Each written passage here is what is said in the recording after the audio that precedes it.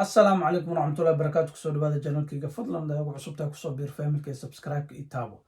maanta su'aal yar ayaa la soo weydiiyay oo ah habka oo lacagta oo la soo bixi kartid.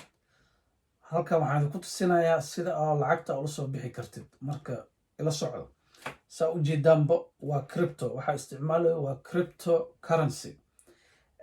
cryptoga waa soo kicinaysaa, markaad soo kicisid kadib isaga isfuraayo. saa hadda u jeedaan lacag waxa ugu jirto 648.22 b oo lacagtan ingiriiska ah.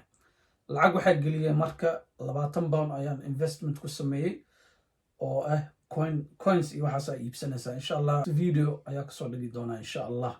waxaa ku dhufanaysaa meesha ay ku qoran tahay transferka. markaa ku dhufatid waxaa ku soo baxaysa deposit ama withdraw. marka deposit waxa waa lacagta meel kale geey kartaa ama waa la soo bixi kartaa.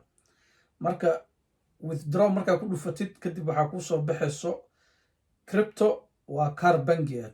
kaasna waa insha Allah mar kale ayaan sharxi doonaa. crypto haddaa haysid waa kaar gooni ah. kaarka bangiga markaa aa haysatid waxaa ku dhufanaysaa fiat meesha ku qoran tahay. fiat ayaad ku dhufanaysaa. okay, fiatkaa ku dhuftay qaybta kale ayuuna geenayaa. wuxuu ku leeyahay lacag wuxuu ku siinaa euro ama pound. marka waa meesha joogtid waa marka meesha joogtid ay ku xirantahay. aniga dalka ingiriiska jooga marka poundka ku dhufanaya. haddaa Europe joogtid euro ku dhufanaysaa Europe kale. marka ku dhufatid poundka kadib tiro wuxuu ku siinayaa inta aad la soo bixi kartid.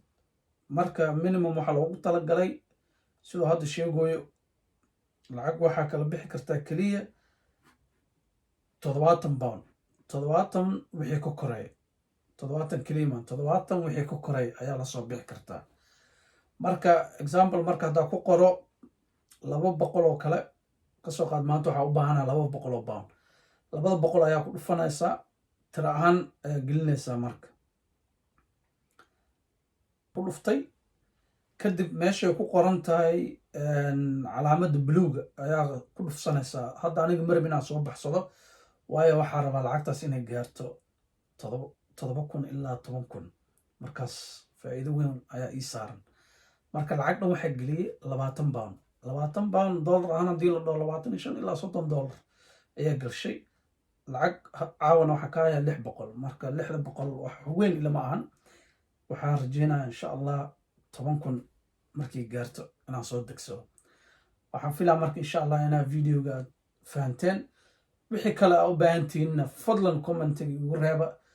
insha Allah Soomaali Maxamed waxaan rajeynayaa meel walba aad joogtaan inaan idinku caawiyo wixii aqoon ah, wixii fikrad ah, wixii comment dhankiina waa. marka qaybta labaadna waxaa soo geli doonaa insha Allah habka loo isticmaalo ayaan idiin soo gelinaa.